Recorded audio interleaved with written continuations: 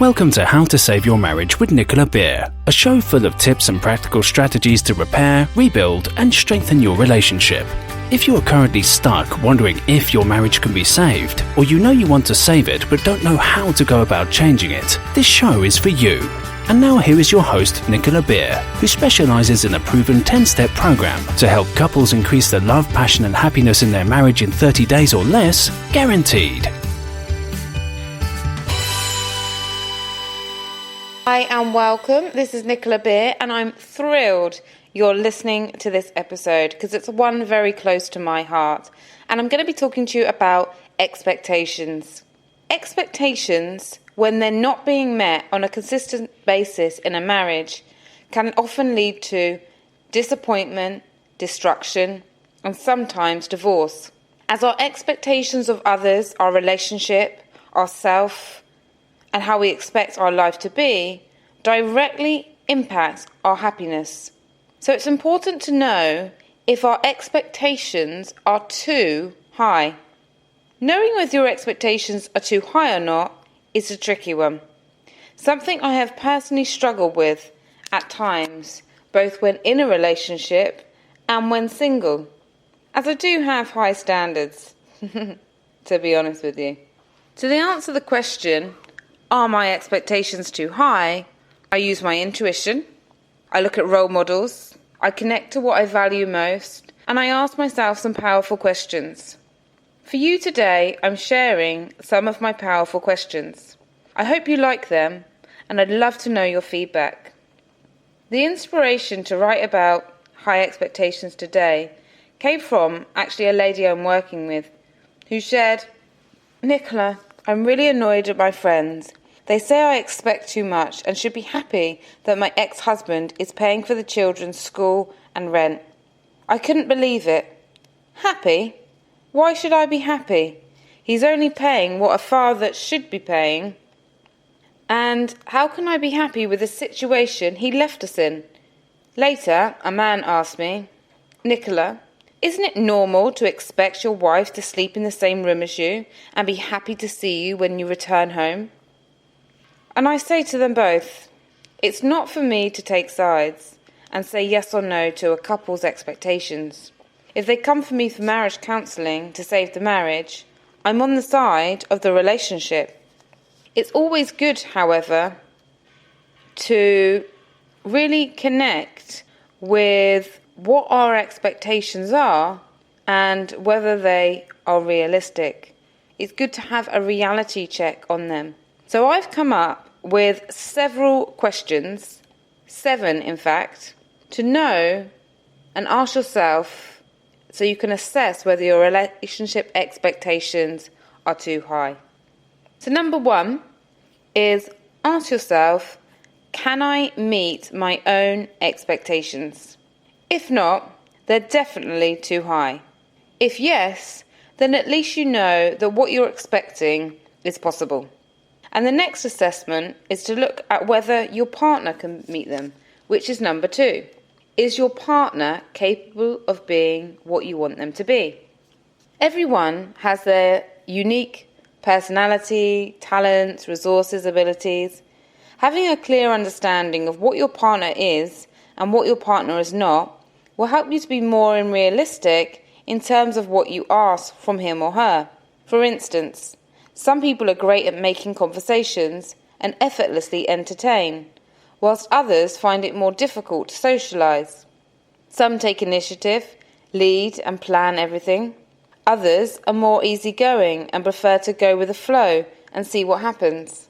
Some are better at offering practical support as opposed to emotional support. Some are intellectually stimulating, whereas others are physically stimulating. Perhaps your partner really shines in some areas, but falls short in others. The key here is to notice the whole picture. What are the positives and the negatives? If there are several positives that balance out the negatives, perhaps you can overlook them and let go of some expectations. If the negatives are too high, it can be worth considering if they make you happy long term. Do you know anyone else that meets these expectations? is number 3. Have you got role models or other people that you know that meet the expectations that you're looking for? If yes, great. And this has to be in real life, not in romantic comedies or sitcoms where you see the perfect person and they're acting perfectly. And realistic, do you know people that meet the expectations that you have? If not, then it might be time to assess whether they're too high. If you move from relationship to relationship, trying to find just the right person to meet all of your criteria, you will most likely be disappointed time and time again. If you are looking for the right partner or in a relationship, it's really important to be clear on what's important and non-negotiable and where you can be flexible. For example, similar family values may be an area where you're not willing to compromise on. How clean and tidy they are, or whether they like an activity that you're interested in, may be less of a big deal. It can be useful to list out your non-negotiable expectations and share them, otherwise they'll keep coming up. Number 4, to know whether your expectations are too high, is, do you find yourself disappointed often? Take a minute and think about how frequently you get disappointed, whether you are in a relationship or dating. Is it all the time or occasionally? How often have you actually had your expectations met? Let's face it, it's exhausting trying to get someone to meet our expectations and change their behaviour.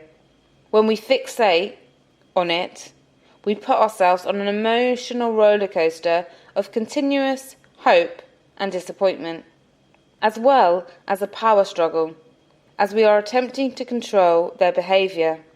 If this is happening for you, it can be far more powerful to work on yourself instead of waiting them to change.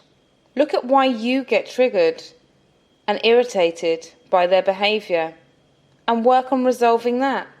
Question yourself, is it worth getting upset about? Question yourself, what is really going on with me here? Then ask yourself, will it really benefit the relationship if I bring this up? If I start moaning that they're not meeting my expectations, will it help the relationship or will it hinder the relationship? Is it possible for you to let go so that you can avoid a battle? Number 5, question to ask yourself to know if your expectations are too high is, have you communicated your expectations? A clear sign your expectations could be too high is that you are hesitant to share them with others, those that will give you an honest opinion anyway. If you're too embarrassed to share, I expect them to pay for everything, or they should move happily with me and do as I say, then you need to evaluate why. If you're married, it's critical to communicate clearly your expectations to your partner and be patient if asking for a new change. Often, we don't say what we want and then get frustrated when they feel short. Then often, to make matters even worse, we still don't say anything until we finally explode and say, I've had it. By then, we've already mentally checked out. So it's really important to communicate your expectations, to know what they are, and in a non-obtrusive way. Number 6 is, do you fear lowering your expectations? If you're holding high expectations in fear of bad things happening, now is the right time to recognise that people will always do what they want to do, regardless of your expectations and wishes. People change because they want to change. It's that simple. If we expect people to always behave in such a way that our buttons won't be pushed, we are dreaming. I believe people, circumstances, and events are put in our lives to push our buttons, to reveal to us where we need to grow and what needs to be healed. It gives us an opportunity to take responsibility for our reactions and free our baggage.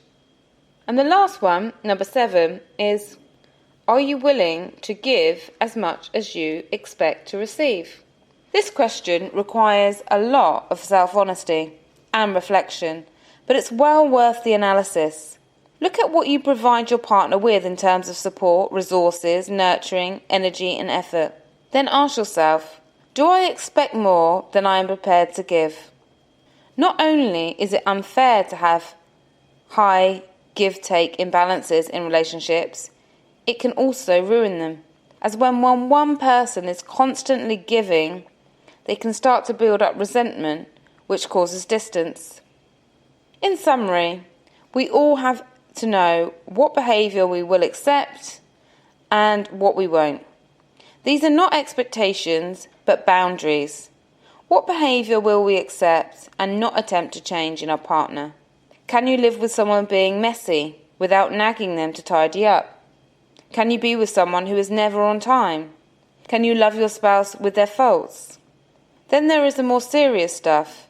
Can you live with cheating, lying, excessive spending, gambling or drinking? Putting friends or work ahead of family? Deciding yes or no to these and other issues are examples of personal boundaries that you get to set. If you're struggling in your marriage right now and considering getting some free support, why don't take advantage of my free Save My Marriage consultation? All you need to do to register is go to www.savemymarriageprogram.com, click on the free consultation, and you'll have access to book a 30-minute consultation with me. During the Save My Marriage consultation, this is what we'll focus on. We'll focus on creating a crystal clear vision of where you are now and where you want to be. We'll look at any challenges that you've got in connecting and becoming closer again. And we'll cover the one most important thing that you can do to put your relationship back on the right track. Sound good? All you need to do is visit www.savemymarriageprogram.com. I look forward to speaking to you. Thank you so much for listening. Have a wonderful week ahead. Thank you for listening to How to Save Your Marriage with Nicola Beer. To book your free Save My Marriage consultation, please visit www.savemymarriageprogram.com/consult. And if you've enjoyed this episode, Nicola would really appreciate it if you could leave a rating and review on whatever app you're listening through, so the show stays visible, allowing more people to get the support they need to increase their love, passion, and happiness.